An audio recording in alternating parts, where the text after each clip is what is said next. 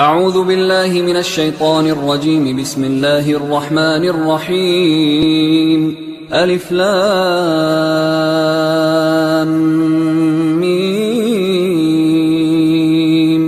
ذلك الكتاب لا ريب فيه هدى للمتقين الذين يؤمنون بالغيب ويقيمون الصلاة ومما رزقناهم ينفقون والذين يؤمنون بما أنزل إليك وما أنزل من قبلك وبالآخرة هم يوقنون أولئك على هدى من ربهم وأولئك هم المفلحون. إن الذين كفروا سواء عليهم أأنذرتهم أم لم تنذرهم لا يؤمنون. ختم الله على قلوبهم وعلى سمعهم وعلى أبصارهم غشاوة ولهم عذاب عظيم. ومن الناس من يقول آمنا بالله وباليوم الآخر وما هم بمؤمنين يخادعون الله والذين آمنوا وما يخدعون إلا أنفسهم وما يشعرون. في قلوبهم مرض فزادهم الله مرضا ولهم عذاب أليم بما كانوا يكذبون. وإذا قيل لهم لا تفسدوا في الأرض قالوا إنما نحن مصلحون ألا إنهم هم المفسدون ولكن لا يشعرون. وإذا قيل لهم آمنوا كما آمن الناس قالوا أنؤمن كما آمن السفهاء ألا إنهم هم السفهاء ولكن لا يعلمون. وإذا لقوا الذين آمنوا قالوا آمنا وإذا خلوا إلى شياطينهم قالوا إنا معكم إنما نحن مستهزئون. الله يستهزئ بهم ويمدهم في طغيانهم يعمهون. أولئك الذين اشتروا الضلالة بالهدى فما ربحت تجارتهم وما كانوا مهتدين. مثلهم كمثل الذي استوقد نارا فلما أضاءت ما حوله ذهب الله بنورهم وتركهم في ظلمات لا يبصرون. صم بكم عمي فهم لا يرجعون. أو كصيب من السماء فيه ظلمات ورعد وبرق يجعلون أصابعهم في آذانهم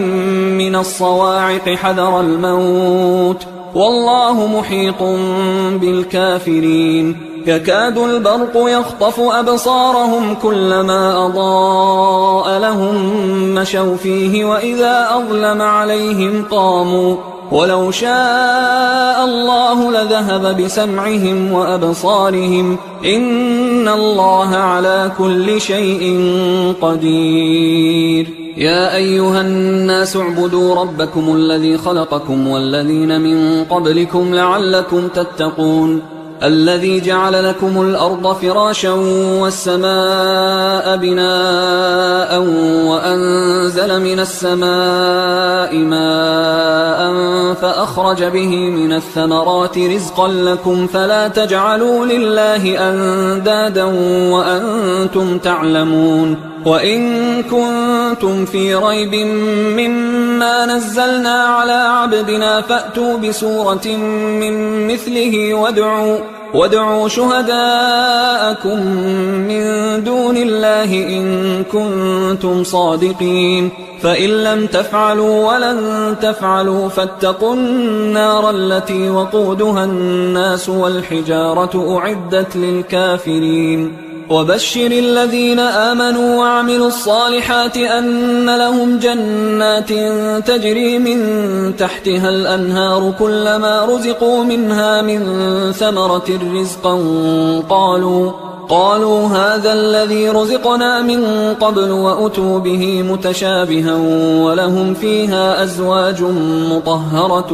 وهم فيها خالدون. إن الله لا يستحيي أن يضرب مثلا ما بعوضة فما فوقها فأما الذين آمنوا فيعلمون أنه الحق من ربهم وأما الذين كفروا فيقولون ماذا أراد الله بهذا مثلا يضل به كثيرا ويهدي به كثيرا وما يضل به إلا الفاسقين الذين ينقضون عهد الله من بعد ميثاقه ويقطعون ما أمر الله به أن يوصل ويفسدون في الأرض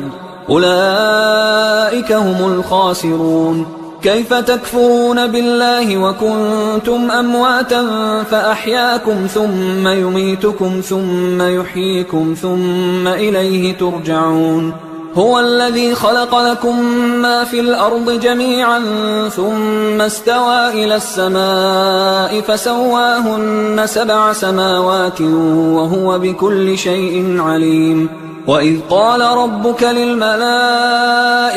إني جاعل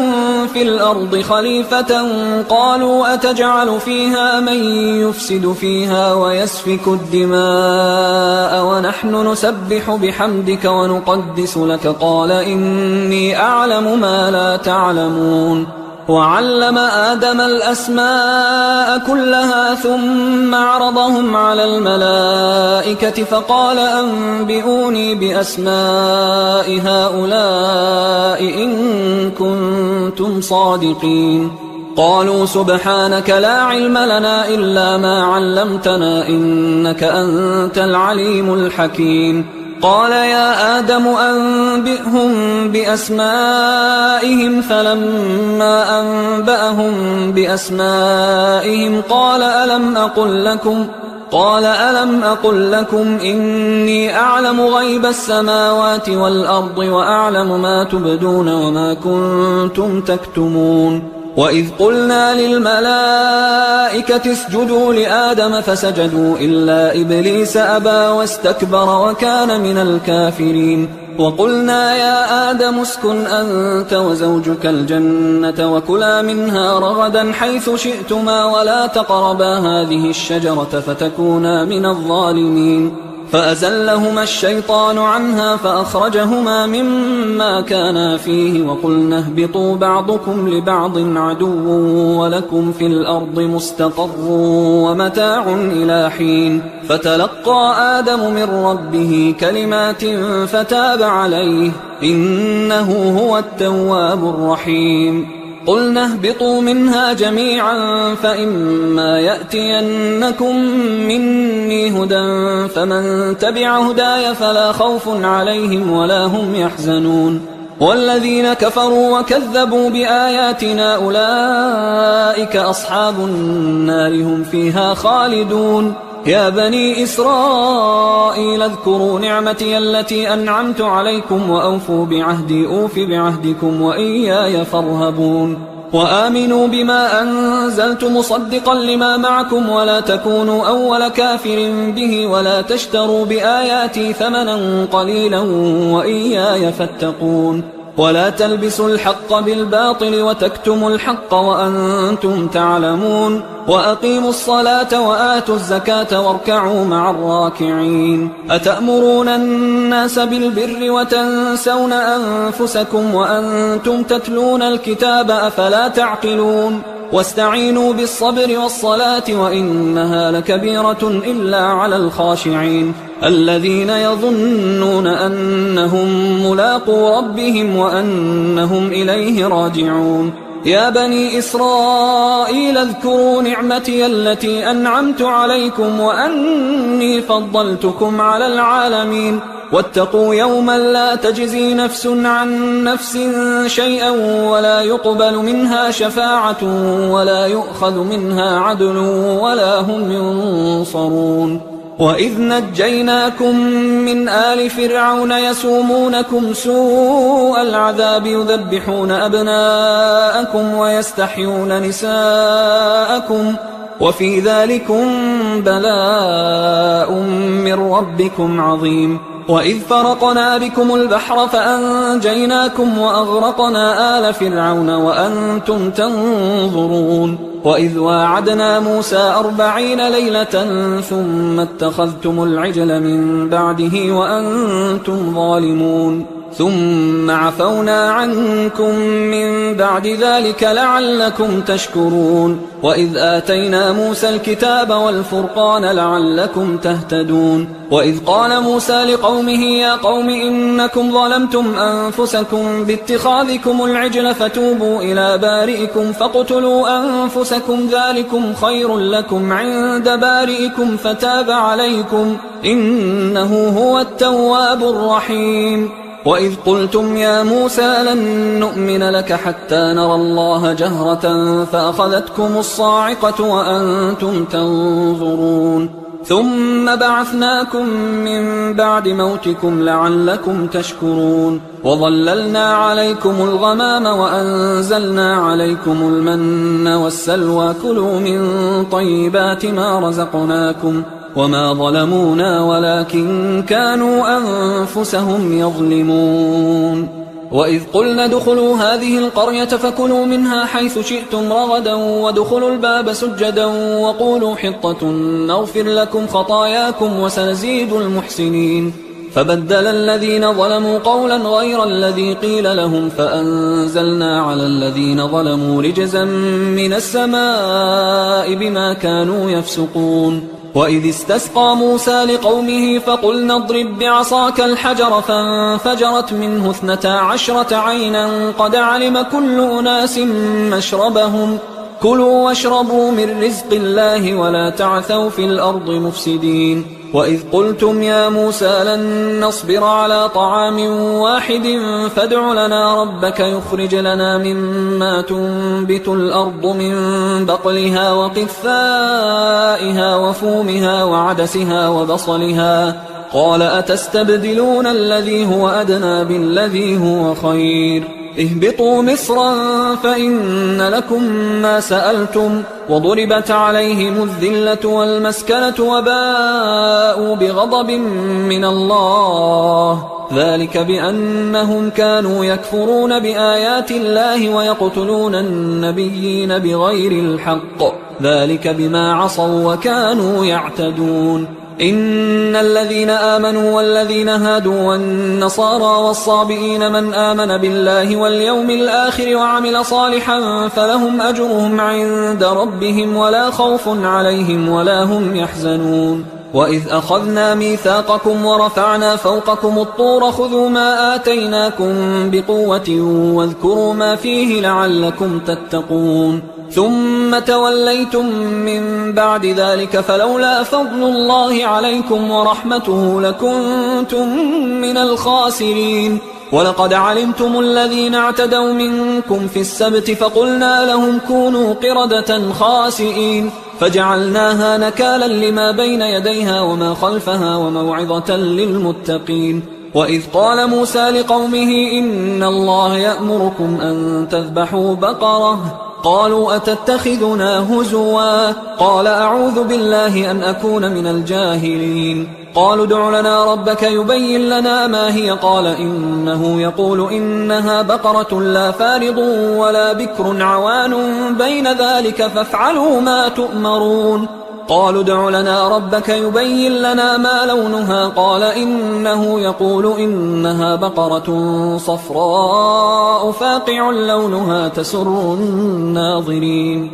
قالوا ادع لنا ربك يبين لنا ما هي إن البقرة شابه علينا وإنا إن شاء الله لمهتدون قال إنه يقول إنها بقرة لا ذلول تثير الأرض ولا تسقي الحرث مسلمة لا شية فيها قالوا الآن جئت بالحق فذبحوها وما كادوا يفعلون وإذ قتلتم نفسا فادارأتم فيها والله مخرج ما كنتم تكتمون فقلنا اضربوه ببعضها كذلك يحيي الله الموتى ويريكم آياته لعلكم تعقلون ثم قست قلوبكم من بعد ذلك فهي كالحجارة أو أشد قسوة وإن من الحجارة لما يتفجر منه الأنهار وإن منها لما يشقق فيخرج منه الماء وإن منها لما يهبط من خشية الله وما الله بغافل عما تعملون. أفتطمعون أن يؤمنوا لكم وقد كان فريق منهم يسمعون كلام الله ثم يحرفونه من بعد ما عقلوه وهم يعلمون. وإذا لقوا الذين آمنوا قالوا آمنا وإذا خلا بعضهم إلى بعض قالوا أتحدثونهم بما فتح الله عليكم ليحاجوكم به عند ربكم أفلا تعقلون. أولا يعلمون أن الله يعلم ما يسرون وما يعلنون. ومنهم أميون لا يعلمون الكتاب إلا أماني وإنهم إلا يظنون. فويل للذين يكتبون الكتاب بأيديهم ثم يقولون هذا من عند الله ليشتروا به ثمنا قليلا فويل لهم مما كتبت أيديهم وويل لهم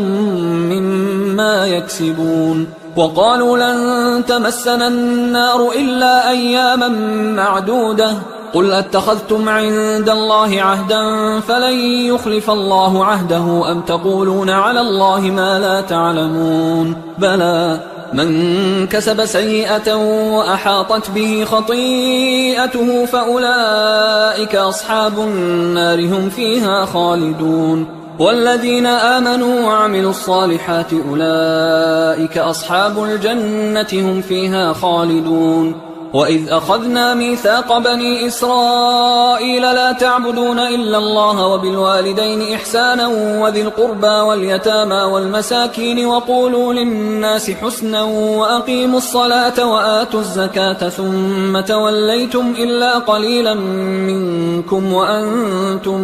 معرضون. وإذ أخذنا ميثاقكم لا تسفكون دماءكم ولا تخرجون أنفسكم من دياركم ثم أقررتم وأنتم تشهدون ثم أنتم هؤلاء تقتلون أنفسكم وتخرجون فريقا منكم من ديارهم تظاهرون عليهم بالإثم والعدوان وإن يأتوكم أسارى تفادوهم وهو محرم عليكم إخراجهم أفتؤمنون ببعض الكتاب وتكفرون ببعض فما جزاء من يفعل ذلك منكم إلا خزي في الحياة الدنيا ويوم القيامة يردون إلى أشد العذاب وما الله بغافل عما تعملون. أولئك الذين اشتروا الحياة الدنيا بالآخرة فلا يخفف عنهم العذاب ولا هم ينصرون. ولقد آتينا موسى الكتاب وقفينا من بعده بالرسل وآتينا عيسى ابن مريم البينات وأيدناه بروح القدس أفكلما جاءكم رسول بما لا تهوى أنفسكم استكبرتم ففريقا كذبتم وفريقا تقتلون. وقالوا قلوبنا غلف بل لعنهم الله بكفرهم فقليلا ما يؤمنون. ولما جاءهم كتاب من عند الله مصدق لما معهم وكانوا من قبل يستفتحون على الذين كفروا فلما جاءهم ما عرفوا كفروا به فلعنة الله على الكافرين. بئس ما اشتروا به أنفسهم أن يكفروا بما أنزل الله بغيا أن ينزل الله من فضله على من يشاء من عباده فباءوا بغضب على غضب وللكافرين عذاب مهين. وإذا قيل لهم آمنوا بما أنزل الله قالوا نؤمن بما أنزل علينا ويكفرون بما وراءه وهو الحق مصدقا لما معهم. قل فلم تقتلون أنبياء الله من قبل إن كنتم مؤمنين ولقد جاءكم موسى بالبينات ثم اتخذتم العجل من بعده وأنتم ظالمون وإذ أخذنا ميثاقكم ورفعنا فوقكم الطور خذوا ما آتيناكم بقوة واسمعوا قالوا سمعنا وعصينا وأشربوا في قلوبهم العجل بكفرهم قل بئس ما يأمركم به إيمانكم إن كنتم مؤمنين قل إن كانت لكم الدار الآخرة عند الله خالصة من دون الناس فتمنوا الموت إن كنتم صادقين ولن يتمنوه أبدا بما قدمت أيديهم والله عليم بالظالمين ولتجدنهم أحرص الناس على حياة ومن الذين أشركوا يود أحدهم لو يعمر 1000 سنة وما هو بمزحزحه من العذاب أن يعمر والله بصير بما يعملون قل من كان عدوا لجبريل فإنه نزله على قلبك بإذن الله مصدقا لما بين يديه وهدى وبشرى للمؤمنين من كان عدوا لله وملائكته ورسله وجبريل وميكال فإن الله عدو للكافرين ولقد أنزلنا إليك آيات بينات وما يكفر بها إلا الفاسقون أوكلما عاهدوا عهدا نبذه فريق منهم بل أكثرهم لا يؤمنون ولما جاءهم رسول من عند الله مصدق لما معهم نبذ فريق من الذين أوتوا الكتاب كتاب الله وراء ظهورهم كأنهم لا يعلمون واتبعوا ما تتلو الشياطين على ملك سليمان وما كفر سليمان ولكن الشياطين كفروا يعلمون الناس السحر وما أنزل على الملكين ببابل هاروت وماروت وما يعلمان من أحد حتى يقولا إنما نحن فتنة فلا تكفر فيتعلمون منهما ما يفرقون به بين المرء وزوجه وما هم بضارين به من أحد إلا بإذن الله ويتعلمون ما يضرهم ولا ينفعهم ولقد علموا لمن اشتراه ما له في الآخرة من خلاق ولبئس ما شروا به أنفسهم لو كانوا يعلمون ولو أنهم آمنوا واتقوا لمثوبة من عند الله خير لو كانوا يعلمون يا أيها الذين آمنوا لا تقولوا راعنا وقولوا انظرنا واسمعوا وللكافرين عذاب أليم ما يود الذين كفروا من أهل الكتاب ولا المشركين أن ينزل عليكم من خير من ربكم والله يختص برحمته من يشاء والله ذو الفضل العظيم ما ننسخ من آية أو ننسها نأت بخير منها أو مثلها ألم تعلم أن الله على كل شيء قدير ألم تعلم أن الله له ملك السماوات والأرض وما لكم من دون الله من ولي ولا نصير أم تريدون أن تسألوا رسولكم كما سئل موسى من قبل ومن يتبدل الكفر بالإيمان فقد ضل سواء السبيل ود كثير من أهل الكتاب لو يردونكم من بعد إيمانكم كفارا حسدا من عند أنفسهم من بعد ما تبين لهم الحق فاعفوا واصفحوا حتى يأتي الله بأمره إن الله على كل شيء قدير وأقيموا الصلاة وآتوا الزكاة وما تقدموا لأنفسكم من خير تجدوه عند الله إن الله بما تعملون بصير وقالوا لن يدخل الجنة إلا من كان هودا أو نصارى تلك أمانيهم قل هاتوا برهانكم إن كنتم صادقين بلى من أسلم وجهه لله وهو محسن فله أجره عند ربه ولا خوف عليهم ولا هم يحزنون وقالت اليهود ليست النصارى على شيء وقالت النصارى ليست اليهود على شيء وهم يتلون الكتاب كذلك قال الذين لا يعلمون مثل قولهم فالله يحكم بينهم يوم القيامة فيما كانوا فيه يختلفون ومن أظلم ممن منع مساجد الله أن يذكر فيها اسمه وسعى في خرابها أولئك ما كان لهم أن يدخلوها إلا خائفين لهم في الدنيا خزي ولهم في الآخرة عذاب عظيم ولله المشرق والمغرب فأينما تولوا فثم وجه الله إن الله واسع عليم وقالوا اتخذ الله ولدا سبحانه بل له ما في السماوات والأرض كل له قانتون بديع السماوات والأرض وإذا قضى أمرا فإنما يقول له كن فيكون وقال الذين لا يعلمون لولا يكلمنا الله أو تأتينا آية كذلك قال الذين من قبلهم مثل قولهم تشابهت قلوبهم قد بينا الآيات لقوم يوقنون إنا أرسلناك بالحق بشيرا ونذيرا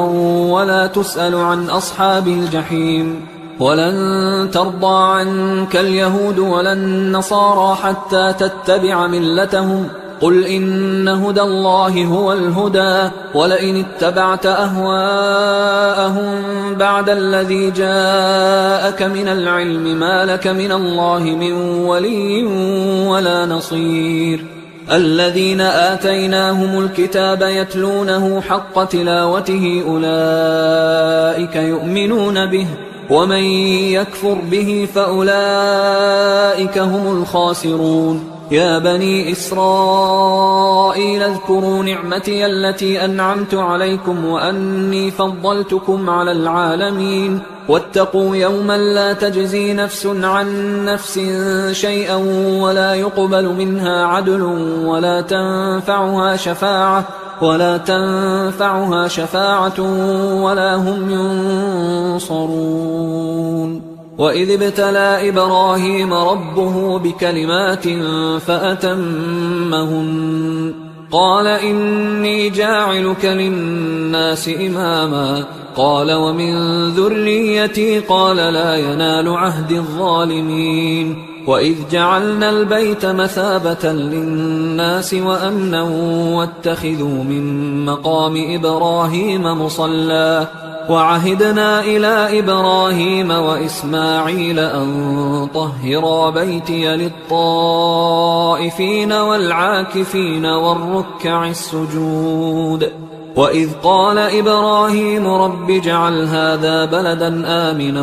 وارزق أهله من الثمرات من آمن منهم بالله واليوم الآخر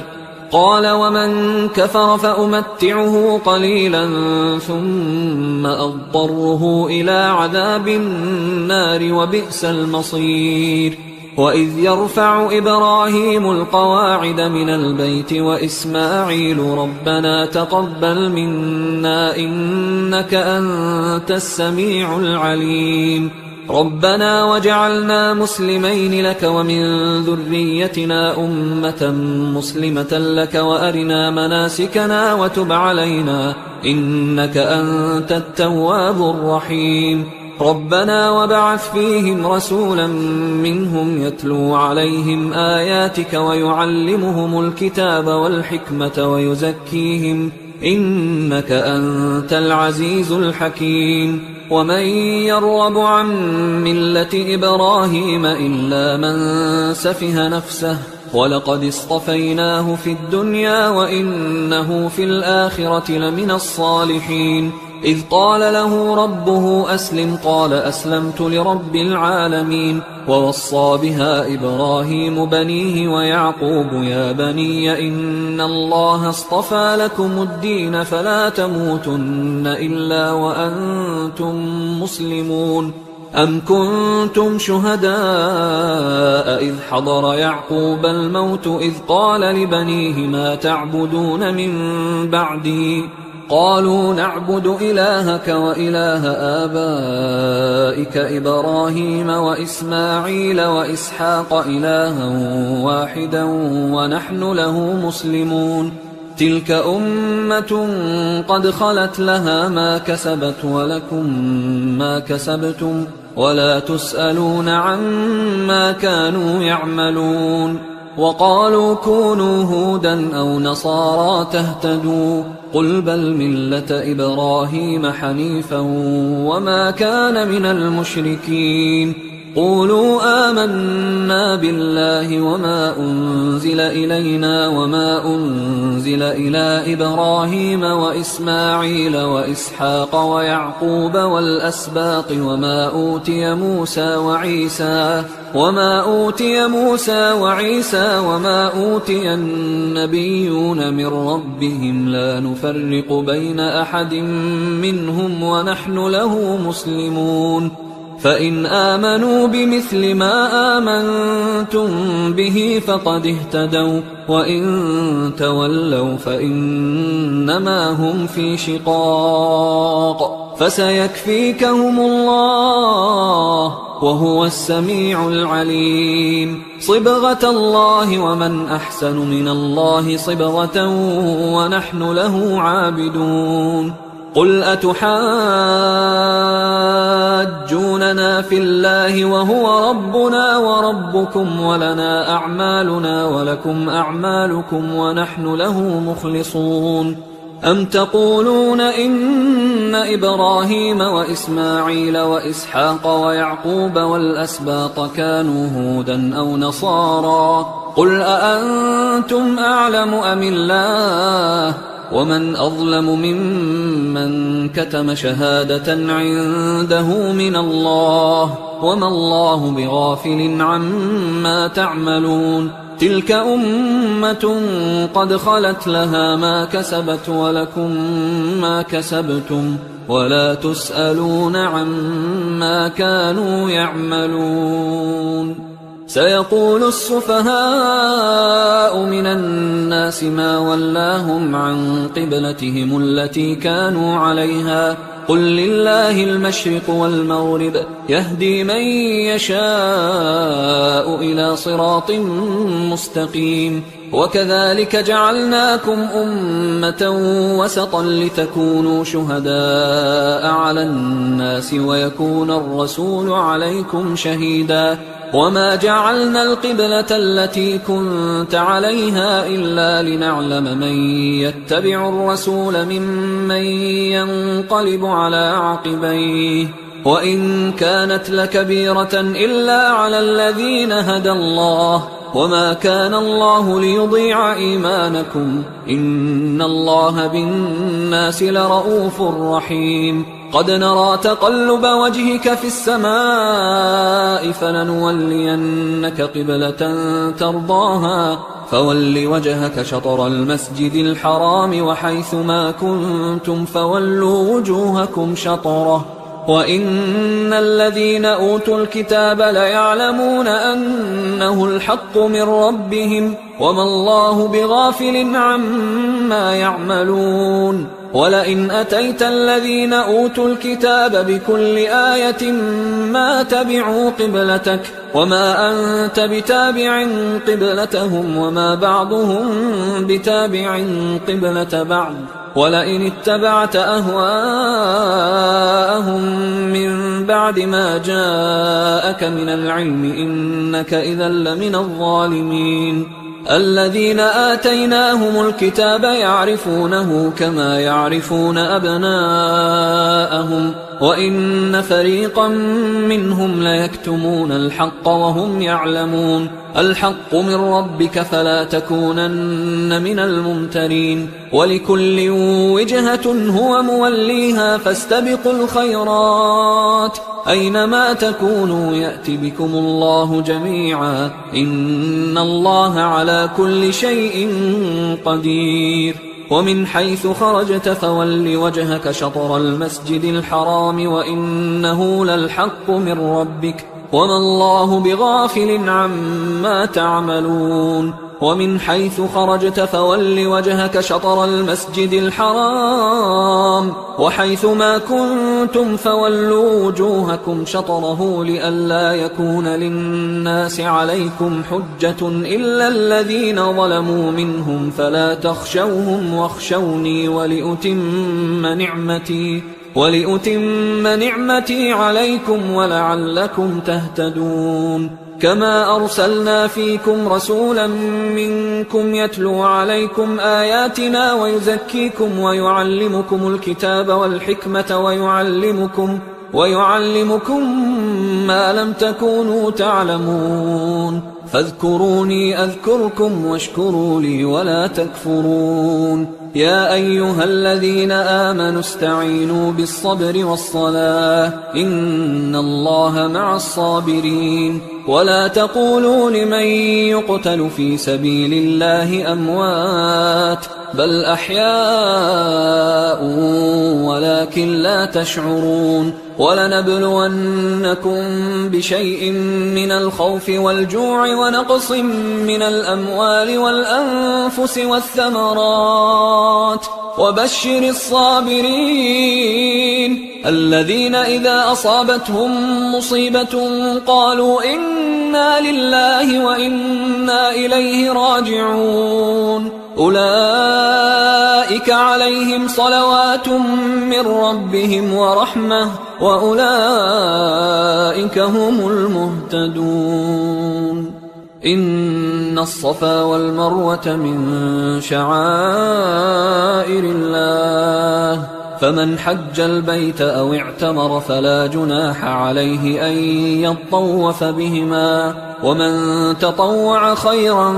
فإن الله شاكر عليم إن الذين يكتمون ما أنزلنا من البينات والهدى من بعد ما بيناه للناس في الكتاب أولئك يلعنهم الله ويلعنهم اللاعنون إلا الذين تابوا وأصلحوا وبينوا فأولئك أتوب عليهم وأنا التواب الرحيم إن الذين كفروا وماتوا وهم كفار أولئك عليهم لعنة الله والملائكة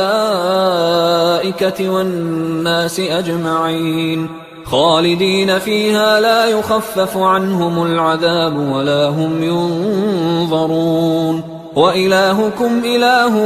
واحد لا إله إلا هو الرحمن الرحيم إن في خلق السماوات والأرض واختلاف الليل والنهار والفلك التي تجري في البحر بما ينفع الناس وما أنزل الله من السماء من ماء فأحيا به الأرض بعد موتها وبث فيها من كل دابة وتصريف الرياح والسحاب المسخر بين السماء والأرض لآيات لقوم يعقلون ومن الناس من يتخذ من دون الله أندادا يحبونهم كحب الله والذين آمنوا أشد حبا لله ولو يرى الذين ظلموا إذ يرون العذاب أن القوة لله جميعا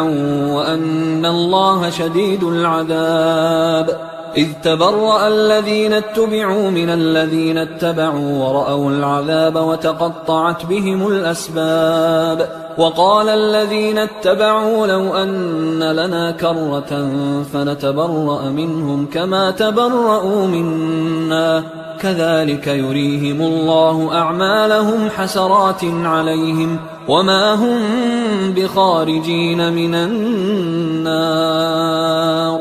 يا أيها الناس كلوا مما في الأرض حلالا طيبا ولا تتبعوا خطوات الشيطان إنه لكم عدو مبين. إنما يأمركم بالسوء والفحشاء وأن تقولوا على الله ما لا تعلمون. وإذا قيل لهم اتبعوا ما أنزل الله قالوا بل نتبع ما ألفينا عليه آباءنا أولو كان آباؤهم لا يعقلون شيئا ولا يهتدون. ومثل الذين كفروا كمثل الذي ينعق بما لا يسمع إلا دعاء ونداء صم بكم عمي فهم لا يعقلون. يا أيها الذين آمنوا كلوا من طيبات ما رزقناكم واشكروا لله إن كنتم إياه تعبدون. إنما حرم عليكم الميتة والدم ولحم الخنزير وما أهل به لغير الله فمن اضطر غير باغ ولا عاد فلا إثم عليه إن الله غفور رحيم. إن الذين يكتمون ما أنزل الله من الكتاب ويشترون به ثمنا قليلا أولئك ما يأكلون في بطونهم إلا النار ولا يكلمهم الله يوم القيامة ولا يزكيهم ولهم عذاب أليم. أولئك الذين اشتروا الضلالة بالهدى والعذاب بالمغفرة فما أصبرهم على النار ذلك بأن الله نزل الكتاب بالحق وإن الذين اختلفوا في الكتاب لفي شقاق بعيد. ليس البر أن تولوا وجوهكم قبل المشرق والمغرب ولكن البر من آمن بالله واليوم الآخر والملائكة والكتاب والنبيين وآتى المال على حبه ذوي القربى واليتامى والمساكين وابن السبيل والسائلين وفي الرقاب وأقام الصلاة وآتى الزكاة والموفون بعهدهم إذا عاهدوا والصابرين في البأساء والضراء وحين البأس أولئك الذين صدقوا وأولئك هم المتقون. يا أيها الذين آمنوا كتب عليكم القصاص في القتلى الحر بالحر والعبد بالعبد والأنثى بالأنثى فمن عفي له من أخيه شيء فاتباع بالمعروف وأداء إليه بإحسان ذلك تخفيف من ربكم ورحمة فمن اعتدى بعد ذلك فله عذاب أليم. ولكم في القصاص حياة يا أولي الألباب لعلكم تتقون. كتب عليكم إذا حضر أحدكم الموت إن ترك خيرا الوصية للوالدين والأقربين بالمعروف حقا على المتقين فمن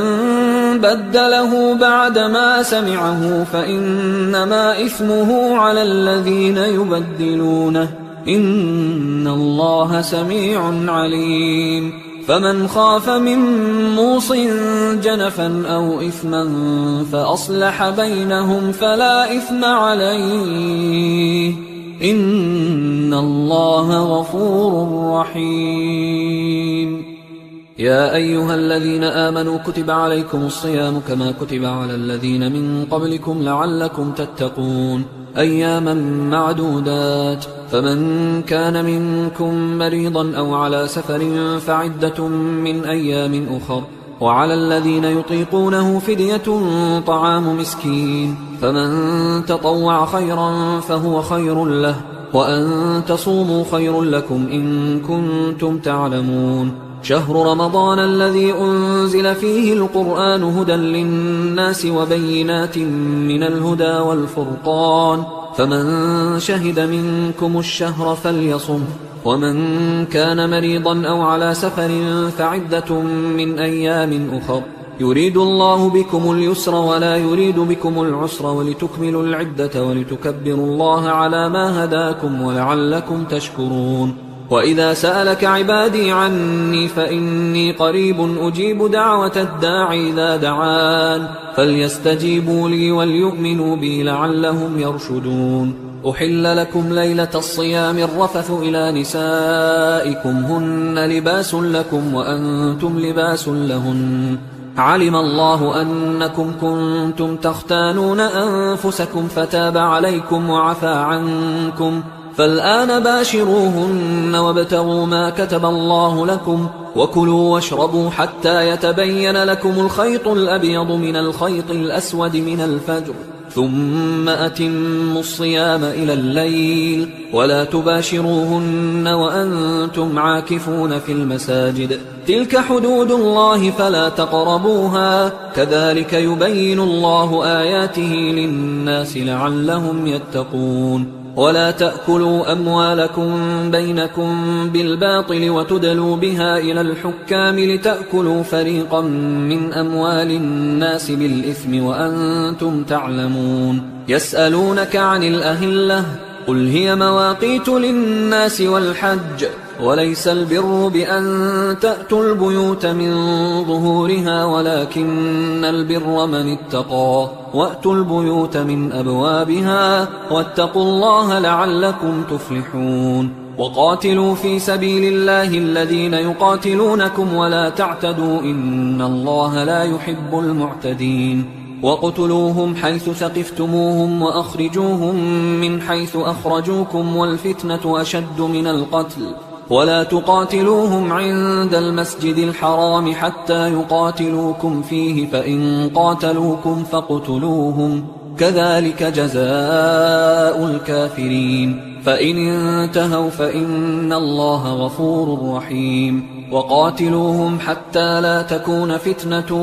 ويكون الدين لله، فإن انتهوا فلا عدوان إلا على الظالمين. الشهر الحرام بالشهر الحرام والحرمات قصاص، فمن اعتدى عليكم فاعتدوا عليه بمثل ما اعتدى عليكم، واتقوا الله واعلموا أن الله مع المتقين. وأنفقوا في سبيل الله ولا تلقوا بأيديكم إلى التهلكة وأحسنوا إن الله يحب المحسنين. وأتموا الحج والعمرة لله، فإن أحصرتم فما استيسر من الهدي، ولا تحلقوا رؤوسكم حتى يبلغ الهدي محله، فمن كان منكم مريضا أو به أذى من رأسه ففدية من صيام أو صدقة أو نسك، فإذا أمنتم فمن تمتع بالعمرة إلى الحج فما استيسر من الهدي، فمن لم يجد فصيام 3 أيام في الحج و7 إذا رجعتم، تلك 10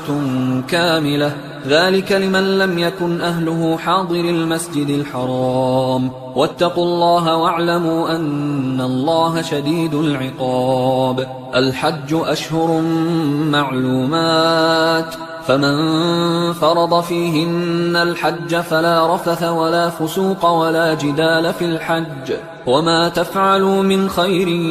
يعلمه الله، وتزودوا فإن خير الزاد التقوى واتقون يا أولي الألباب. ليس عليكم جناح أن تبتغوا فضلا من ربكم، فإذا أفضتم من عرفات فاذكروا الله عند المشعر الحرام واذكروه كما هداكم وإن كنتم من قبله لمن الضالين. ثم أفيضوا من حيث أفاض الناس واستغفروا الله إن الله غفور رحيم. فإذا قضيتم مناسككم فاذكروا الله كذكركم آباءكم أو أشد ذكرا. فمن الناس من يقول ربنا آتنا في الدنيا وما له في الآخرة من خلاق، ومنهم من يقول ربنا آتنا في الدنيا حسنة وفي الآخرة حسنة وقنا عذاب النار. أولئك لهم نصيب مما كسبوا والله سريع الحساب. واذكروا الله في أيام معدودات، فمن تعجل في يومين فلا إثم عليه ومن تأخر فلا إثم عليه لمن اتقى. واتقوا الله واعلموا أنكم إليه تحشرون. ومن الناس من يعجبك قوله في الحياة الدنيا ويشهد الله على ما في قلبه وهو ألد الخصام. وإذا تولى سعى في الأرض ليفسد فيها ويهلك الحرث والنسل والله لا يحب الفساد. وإذا قيل له اتق الله أخذته العزة بالإثم فحسبه جهنم ولبئس المهاد. ومن الناس من يشري نفسه ابتغاء مرضات الله والله رؤوف بالعباد. يا أيها الذين آمنوا ادخلوا في السلم كافة ولا تتبعوا خطوات الشيطان إنه لكم عدو مبين. فإن زللتم من بعد ما جاءتكم البينات فاعلموا أن الله عزيز حكيم. هل ينظرون إلا أن يأتيهم الله في ظلل من الغمام والملائكة وقضي الأمر وإلى الله ترجع الأمور. سل بني إسرائيل كم آتيناهم من آية بينة ومن يبدل نعمة الله من بعد ما جاءته فإن الله شديد العقاب. زين للذين كفروا الحياة الدنيا ويسخرون من الذين آمنوا والذين اتقوا فوقهم يوم القيامة والله يرزق من يشاء بغير حساب. كان الناس أمة واحدة فبعث الله النبيين مبشرين ومنذرين وأنزل معهم الكتاب بالحق ليحكم بين الناس فيما اختلفوا فيه وما اختلف فيه إلا الذين أوتوه من بعد ما جاءتهم البينات بغيا بينهم فهدى الله الذين آمنوا لما اختلفوا فيه من الحق بإذنه والله يهدي من يشاء إلى صراط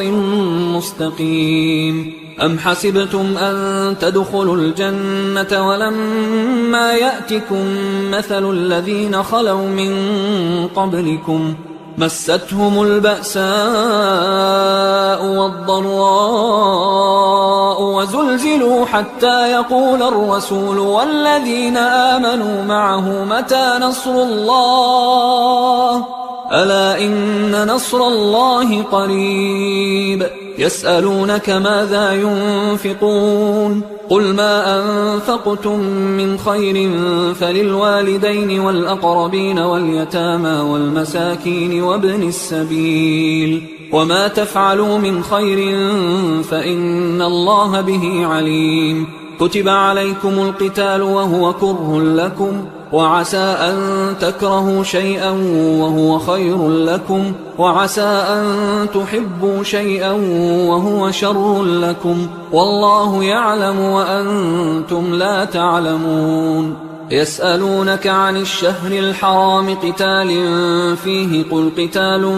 فيه كبير وصد عن سبيل الله وكفر به والمسجد الحرام وإخراج أهله منه أكبر عند الله والفتنة أكبر من القتل ولا يزالون يقاتلونكم حتى يردوكم عن دينكم إن استطاعوا ومن يرتدد منكم عن دينه فيمت وهو كافر فأولئك حبطت أعمالهم في الدنيا والآخرة وأولئك أصحاب النار هم فيها خالدون إن الذين آمنوا والذين هاجروا وجاهدوا في سبيل الله أولئك يرجون رحمة الله والله غفور رحيم يسألونك عن الخمر والميسر قل فيهما إثم كبير ومنافع للناس وإثمهما أكبر من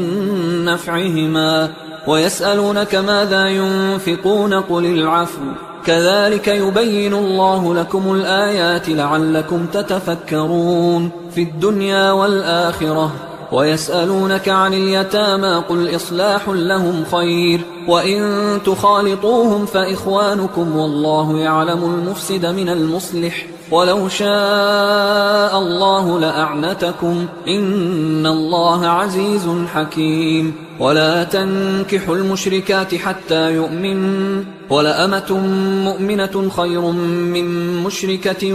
ولو أعجبتكم ولا تنكحوا المشركين حتى يؤمنوا ولعبد مؤمن خير من مشرك ولو أعجبكم أولئك يدعون إلى النار والله يدعو إلى الجنة والمغفرة بإذنه ويبين آياته للناس لعلهم يتذكرون ويسألونك عن المحيض قل هو أذى فاعتزلوا النساء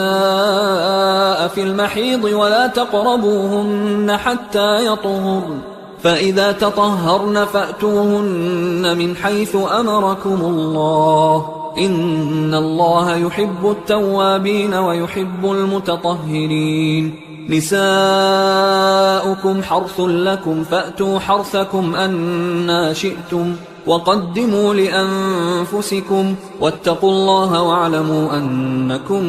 ملاقوه وبشر المؤمنين ولا تجعلوا الله عرضة لأيمانكم أن تبروا وتتقوا وتصلحوا بين الناس والله سميع عليم لا يؤاخذكم الله باللغو في أيمانكم ولكن يؤاخذكم بما كسبت قلوبكم والله غفور حليم للذين يؤلون من نسائهم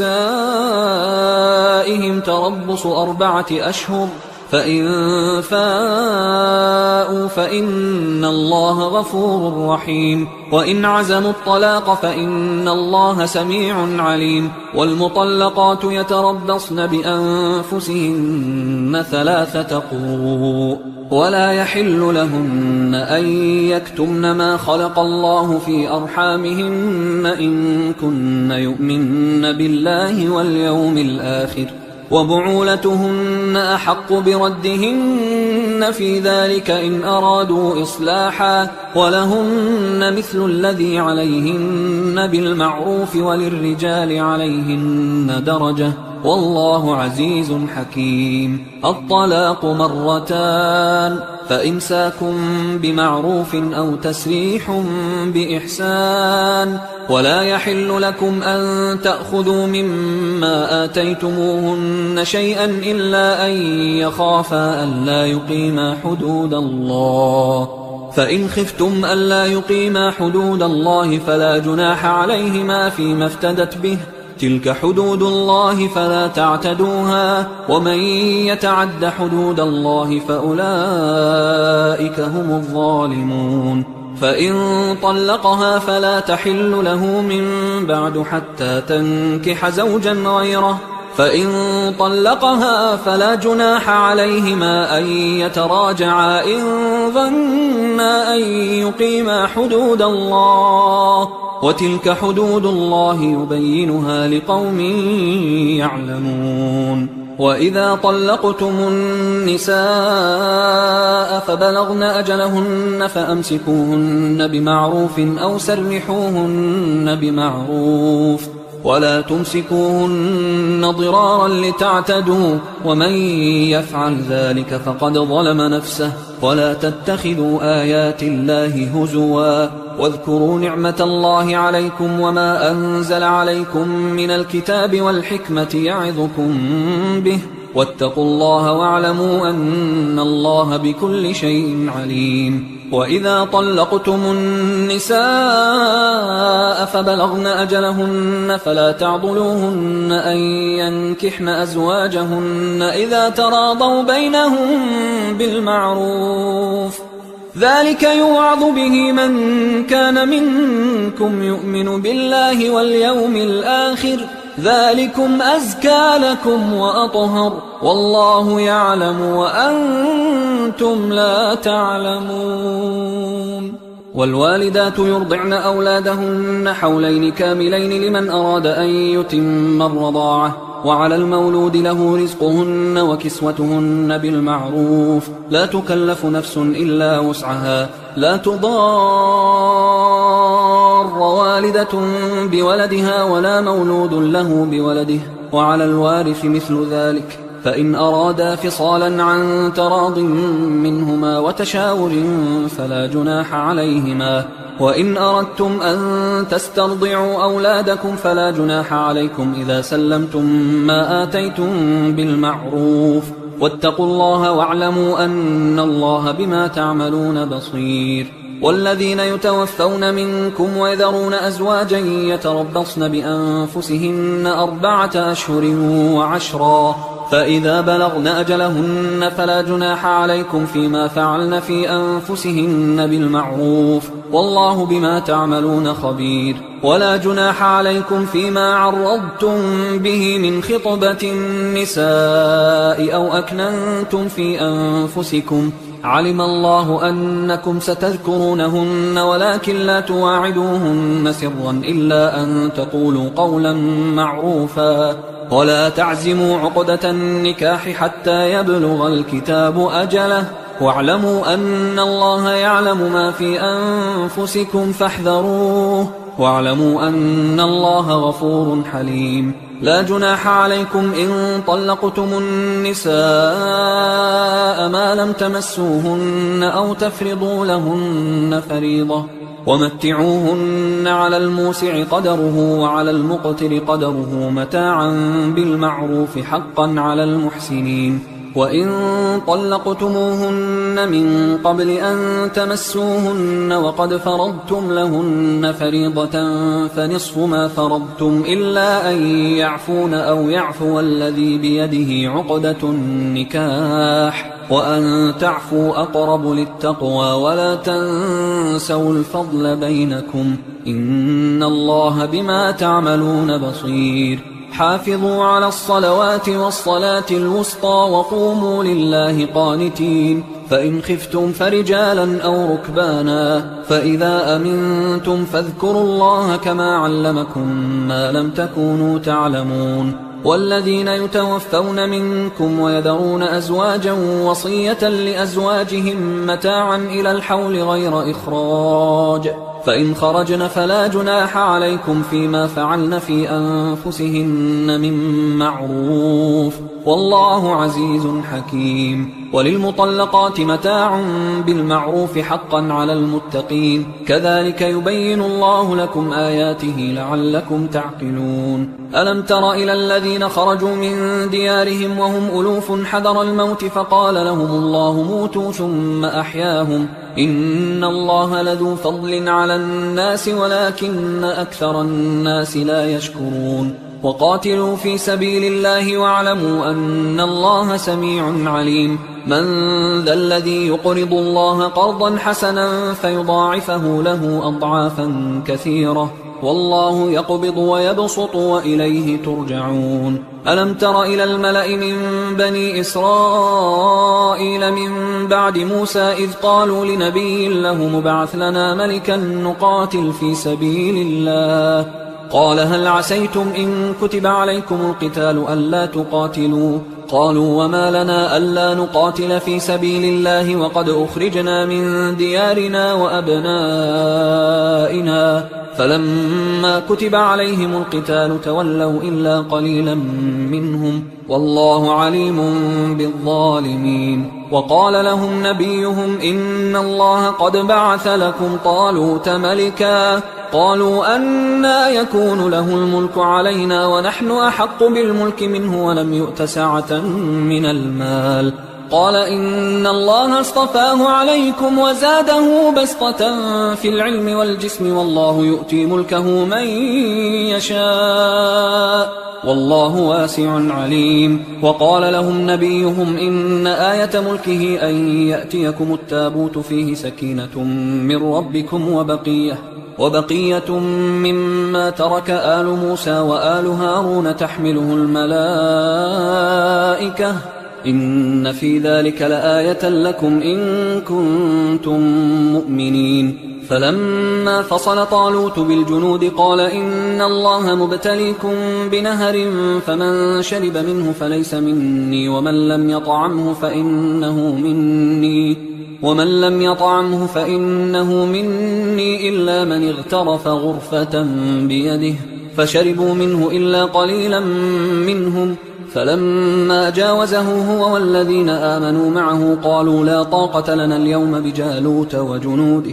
قال الذين يظنون أنهم ملاقوا الله كم من فئة قليلة غلبت فئة كثيرة بإذن الله والله مع الصابرين ولما برزوا لجالوت وجنوده قالوا ربنا أفرغ علينا صبرا وثبت أقدامنا وانصرنا على القوم الكافرين فهزموهم بإذن الله وقتل داود جالوت وآتاه الله الملك والحكمة وعلمه مما يشاء ولولا دفع الله الناس بعضهم ببعض لفسدت الأرض ولكن الله ذو فضل على العالمين تلك آيات الله نتلوها عليك بالحق وإنك لمن المرسلين تلك الرسل فضلنا بعضهم على بعض منهم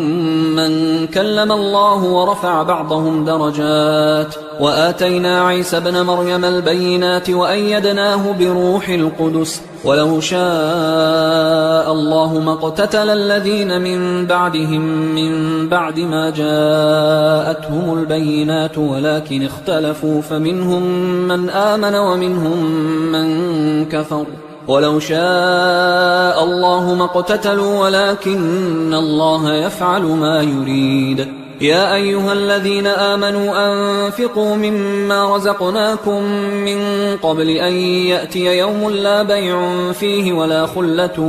ولا شفاعة والكافرون هم الظالمون الله لا إله إلا هو الحي القيوم لا تأخذه سنة ولا نوم له ما في السماوات وما في الأرض من ذا الذي يشفع عنده إلا بإذنه يعلم ما بين أيديهم وما خلفهم ولا يحيطون بشيء من علمه إلا بما شاء وسع كرسيه السماوات والأرض ولا يؤوده حفظهما وهو العلي العظيم لا إكراه في الدين قد تبين الرشد من الغي فمن يكفر بالطاغوت ويؤمن بالله فقد استمسك بالعروة الوثقى لا انفصام لها والله سميع عليم الله ولي الذين آمنوا يخرجهم من الظلمات إلى النور والذين كفروا أولياؤهم الطاغوت يخرجونهم من النور إلى الظلمات أولئك أصحاب النار هم فيها خالدون ألم تر إلى الذي حاج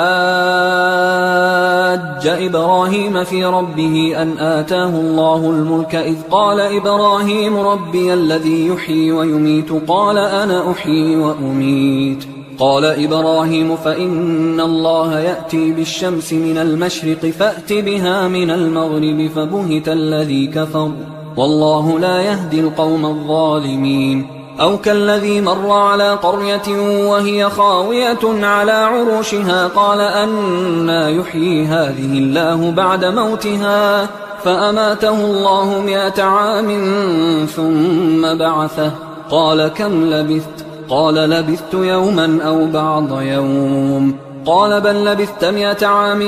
فانظر إلى طعامك وشرابك لم يتسنه وانظر إلى حمارك ولنجعلك آية للناس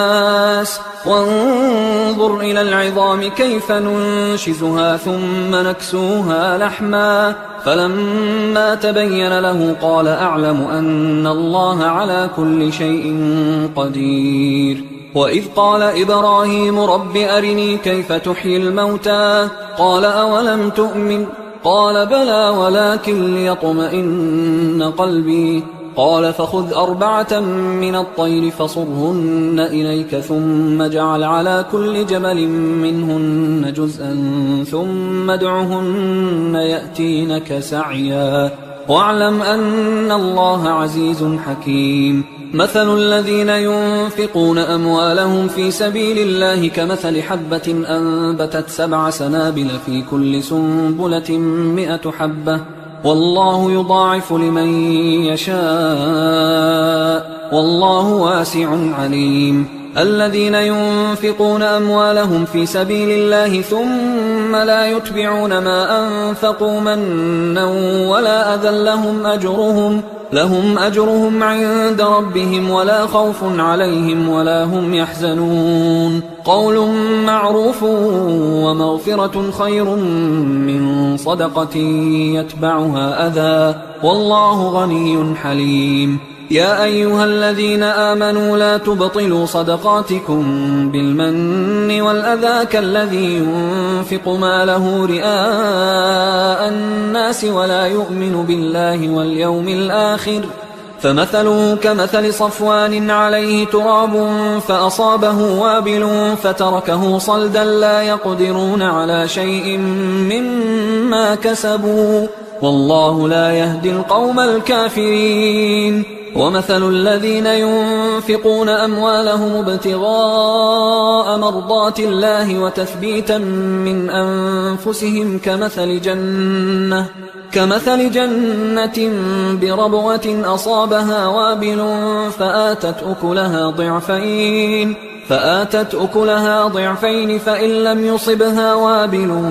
فطل والله بما تعملون بصير أيود أحدكم أن تكون له جنة من نخيل وأعناب تجري من تحتها الأنهار له فيها من كل الثمرات وأصابه الكبر وله ذرية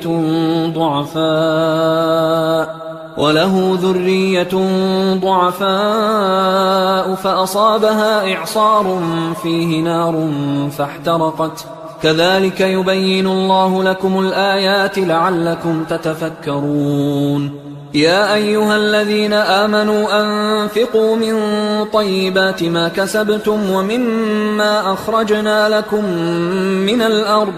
ولا تيمموا الخبيث منه تنفقون ولستم بآخذيه إلا أن تغمضوا فيه واعلموا أن الله غني حميد الشيطان يعدكم الفقر ويأمركم بالفحشاء والله يعدكم مغفرة منه وفضلا والله واسع عليم يؤتي الحكمة من يشاء ومن يؤت الحكمة فقد أوتي خيرا كثيرا وما يذكر إلا أولو الألباب وما أنفقتم من نفقة أو نذرتم من نذر فإن الله يعلمه وما للظالمين من أنصار إن تبدوا الصدقات فنعما هي وإن تخفوها وتؤتوها الفقراء فهو خير لكم ويكفر عنكم من سيئاتكم والله بما تعملون خبير ليس عليك هداهم ولكن الله يهدي من يشاء وما تنفقوا من خير فلأنفسكم وما تنفقون إلا ابتغاء وجه الله وما تنفقوا من خير يوفى إليكم وأنتم لا تظلمون للفقراء الذين أحصروا في سبيل الله لا يستطيعون ضربا في الأرض يحسبهم الجاهل أغنياء من التعفف تعرفهم بسيماهم لا يسألون الناس إلحافا وما تنفقوا من خير فإن الله به عليم الذين ينفقون أموالهم بالليل والنهار سرا وعلانية فلهم أجرهم عند ربهم ولا خوف عليهم ولا هم يحزنون الذين يأكلون الربا لا يقومون إلا كما يقوم الذي يتخبطه الشيطان من المس ذلك بأنهم قالوا إنما البيع مثل الربا وأحل الله البيع وحرم الربا فمن جاءه موعظة من ربه فانتهى فله ما سلف وأمره إلى الله ومن عاد فأولئك أصحاب النار هم فيها خالدون يمحق الله الربا ويربي الصدقات والله لا يحب كل كفار أثيم إن الذين آمنوا وعملوا الصالحات وأقاموا الصلاة وآتوا الزكاة لهم أجرهم عند ربهم ولا خوف عليهم ولا هم يحزنون يا أيها الذين آمنوا اتقوا الله وذروا ما بقي من الربا إن كنتم مؤمنين فإن لم تفعلوا فأذنوا بحرب من الله ورسوله وإن تبتم فلكم رؤوس أموالكم لا تظلمون ولا تظلمون وإن كان ذو عسرة فنظرة إلى ميسرة وأن تصدقوا خير لكم إن كنتم تعلمون واتقوا يوما ترجعون فيه إلى الله ثم توفى كل نفس ما كسبت وهم لا يظلمون يا أيها الذين آمنوا إذا تداينتم بدين إلى أجل مسمى فاكتبوه وليكتب بينكم كاتب بالعدل ولا يأب كاتب أن يكتب كما علمه الله فليكتب وليملل الذي عليه الحق وليتق الله ربه ولا يبخس منه شيئا فإن كان الذي عليه الحق سفيها أو ضعيفا أو لا يستطيع أن يمله فليملل وليه بالعدل واستشهدوا شهيدين من رجالكم فإن لم يكونا رجلين فرجل وامرأتان ممن ترضون من الشهداء أن تضل إحداهما فتذكر إحداهما الأخرى ولا يأبى الشهداء إذا ما دعوا ولا تسأموا أن تكتبوه صغيرا أو كبيرا إلى أجله ذلكم أقسط عند الله وأقوم للشهادة وأدنى أن لا ترتابوا إلا أن تكون تجارة حاضرة تديرونها بينكم فليس عليكم جناح ألا تكتبوها وأشهدوا إذا تبايعتم ولا يضار كاتب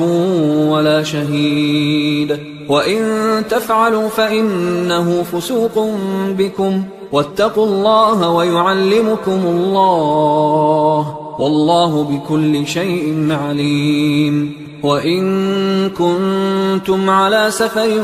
ولم تجدوا كاتبا فرهان مقبوضة، فإن أمن بعضكم بعضا فليؤدي الذي اؤتمن أمانته وليتق الله ربه ولا تكتموا الشهادة، ومن يكتمها فإنه آثم قلبه والله بما تعملون عليم. لله ما في السماوات وما في الأرض، وإن تبدوا ما في أنفسكم أو تخفوه يحاسبكم به الله فيغفر لمن يشاء ويعذب من يشاء والله على كل شيء قدير. آمن الرسول بما أنزل إليه من ربه والمؤمنون كل آمن بالله وملائكته وكتبه ورسله لا نفرق بين أحد من رسله وقالوا سمعنا وأطعنا غفرانك ربنا وإليك المصير. لا يكلف الله نفسا إلا وسعها، لها ما كسبت وعليها ما اكتسبت، ربنا لا تؤاخذنا إن نسينا أو أخطأنا، ربنا ولا تحمل علينا إصرا كما حملته على الذين من